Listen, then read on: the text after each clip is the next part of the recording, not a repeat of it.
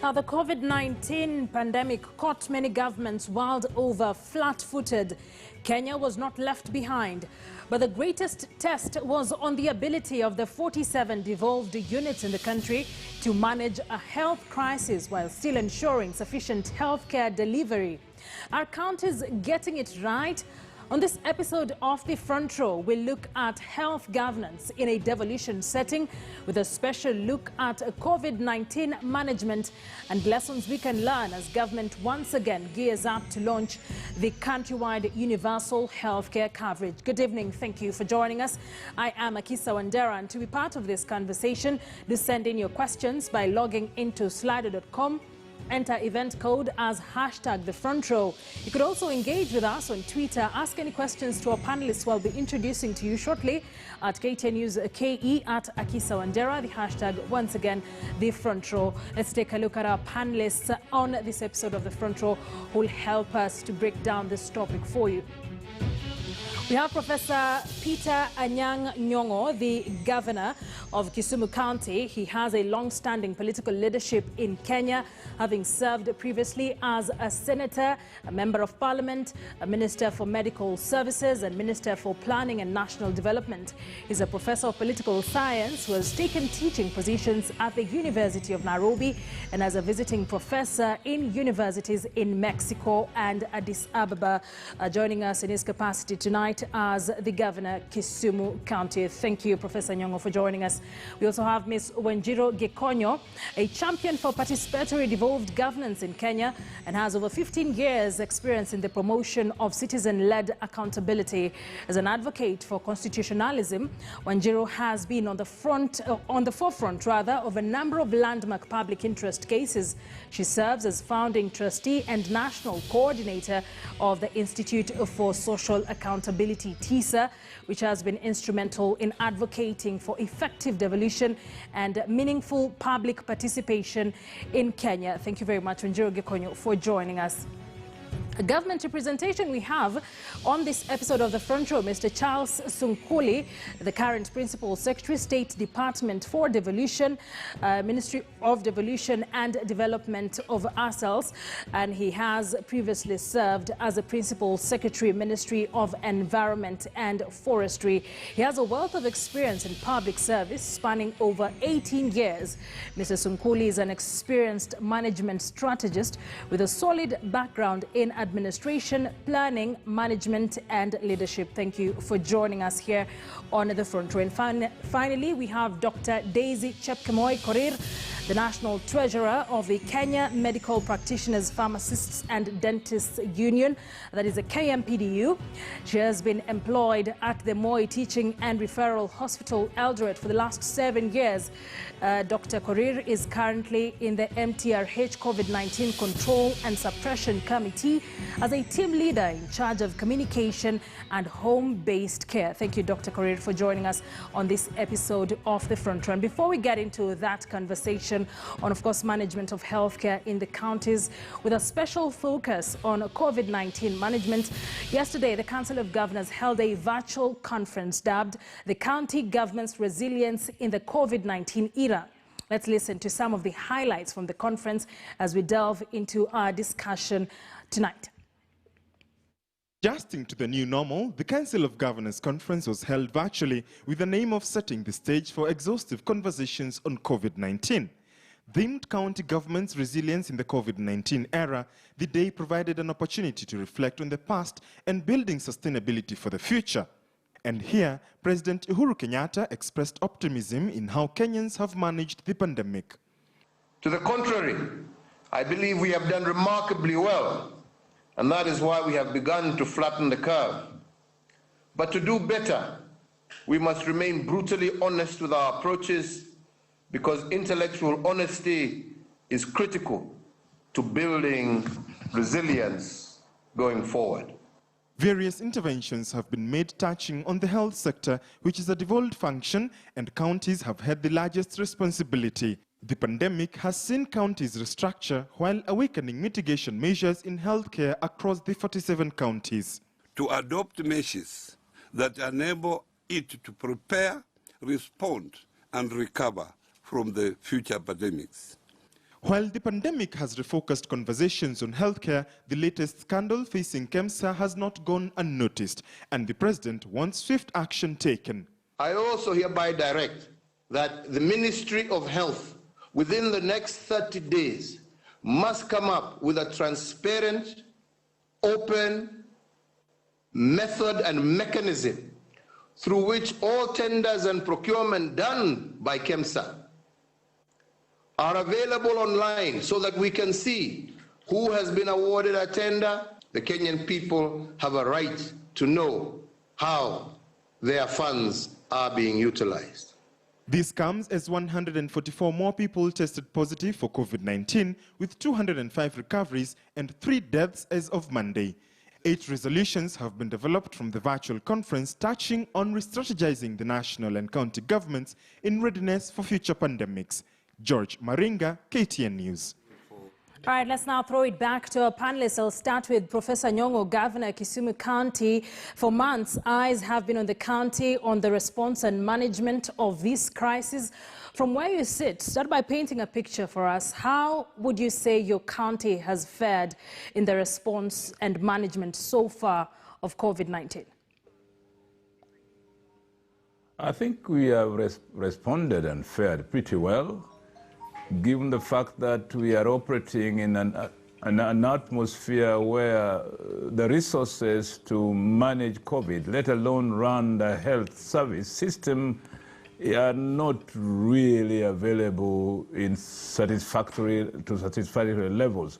Notwithstanding that, we have set up committees that can manage the COVID and do oversight and give feedback to the county government and our health professionals on what needs to be done and what has been done on issues like isolation, quarantine, home care, isolation.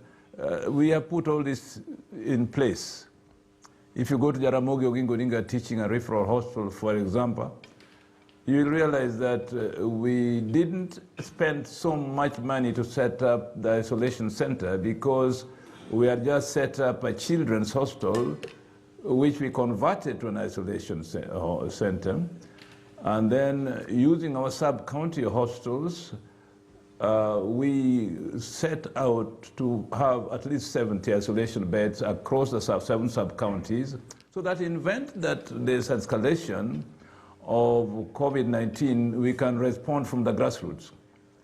Again, here at the referral hospital, we had a maternity wing that was just about to be opened. All we had to do was to buy beds. That also applies to our Lumumba hospital, where we just had to fit the beds, because it's brand new. So we see, we have tried to make sure that the resources we have, we use cost effectively in preparation for any eventuality. You start by mentioning the limited resources to handle this particular pandemic. Kisumu, for one, has been on the headlines for a while now on the human resource question, strike after strike by healthcare workers over remuneration issues. What is the missing link here? And has this derailed the fight against COVID, that healthcare workers feel their welfare is not a priority for the county? Well, actually, that is not really the issue. The issue is that when money comes late to counties, all salaries are delayed. But the point is that the health workers are handling a very difficult department, and they don't want to be handling COVID issues and then their salaries are delayed at the same time. We have tried to explain this to them, and we do understand and empathize with their eager and their anxiety to make sure they're paid in time, but it's something that's not in our hands. So what we have done is to make arrangements with the banks so that in the event that the salary is delayed, the banks can pay the salaries, and then we have an arrangement whereby at least they can't penalize at too high with the rates. But that's an internal arrangement we made with them so that our health workers, including other workers in the counties, don't suffer from not earning their wages in time. People have to pay rent, people try have sustenance, especially at a time when some commodities are scarce. So we do understand and we do our best to do so. But that cannot stop people from going on strike. But when they go on strike, we do our best to settle that too, because industrial action is part of running a capitalist society. All right, and we'll get back on that. A lot more questions around the human resource question and funding in counties. We'll be delving deeper into that. Let's speak to the PS devolution. Since health was devolved, we could say, and I dare say, this pandemic has perhaps posed the biggest test for health governance in this devolved units.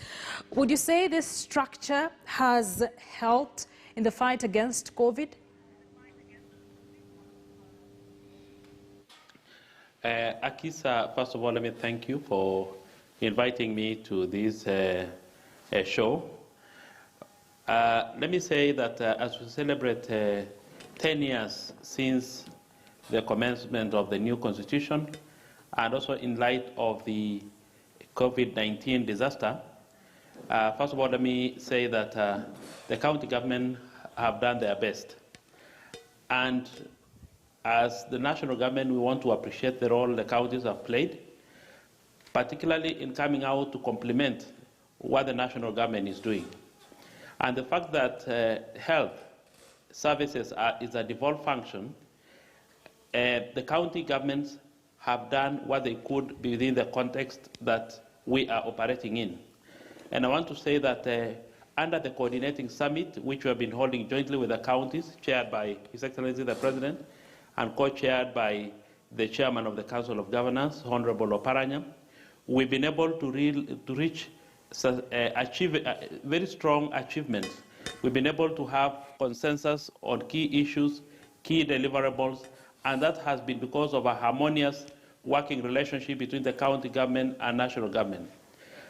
However, I want to say that there are gaps in this regard, because the primary problems since the devolution of the health sector has been, one, for counties to ensure that there is adequate access to healthcare services.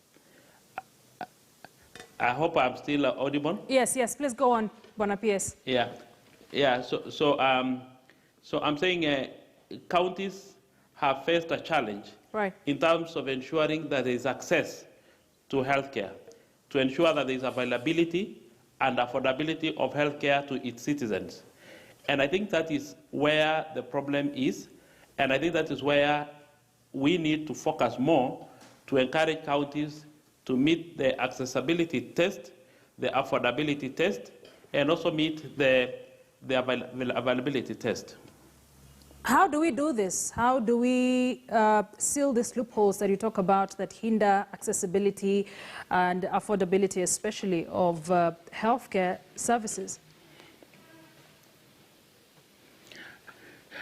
Akisa, I think what, as a national government, we've been doing is to strengthen capacity of the counties to handle healthcare services, particularly in provision of conditional grants and also the support of the donors. I know for sure that the Ministry of Devolution has managed to transfer money under the Kenya Devolution Support Program funded by the World Bank to orient the counties' priorities to the fight against COVID and also filling in the gaps in their healthcare system.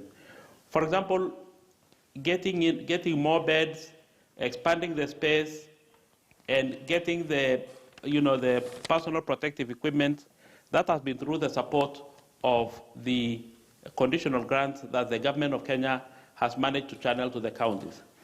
And Akisa, let me just say that the COVID-19 pandemic has afforded counties an opportunity to build resilience through strengthening some of the gaps that have existed. The only challenge I foresee is how counties are going to deal with HR issues that continue to present a key challenge to the healthcare system in the counties and in the country.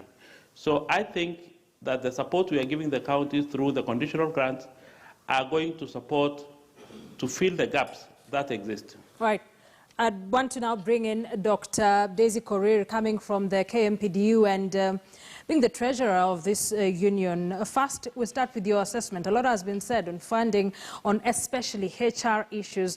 Do you think county governments have capacity to handle healthcare from where you sit and your assessment of our response so far for COVID-19?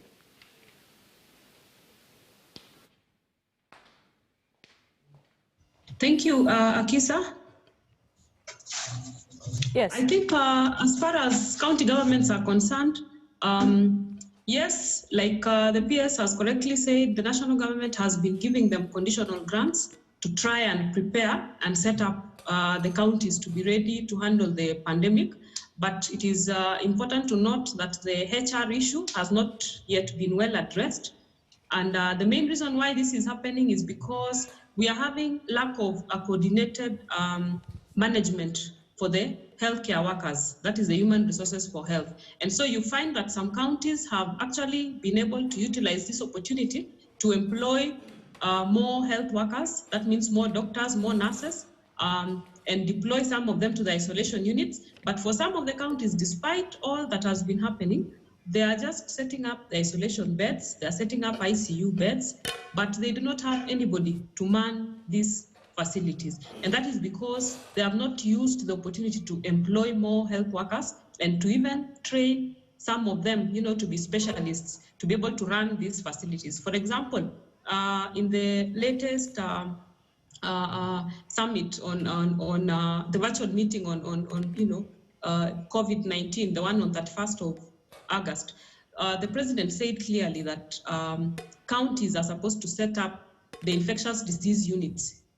So for you to have an infectious disease unit in a county, you must have somebody called an infectious disease specialist who must have trained and qualified to do that job. But you realize that in the country, these specialists are only available in Nairobi, and they're not available in the rest of the counties. So it becomes difficult to have a coordinated management of human resources in the entire country to be able to respond to this pandemic in a uniform manner.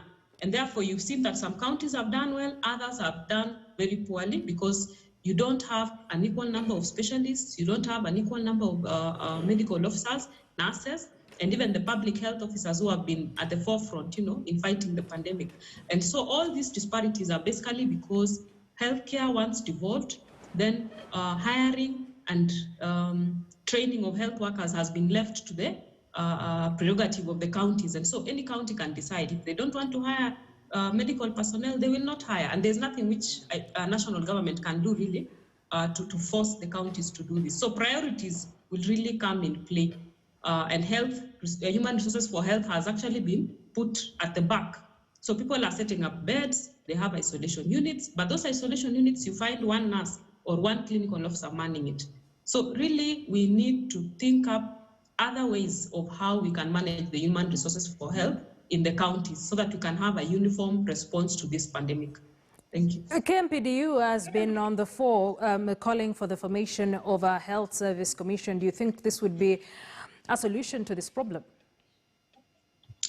Yes, Akisa, I think forming a health services commission will give us a uniform way of managing these human resources for health, because what will happen is that we'll have uniform recruitment across the country, and we can be able to even send specialists to some of the far-flung counties like Samburu, Turkana, okay, who may not be able to employ or retain them because of the harsh conditions. So if we have a health services commission, we'll be able to control the recruitment of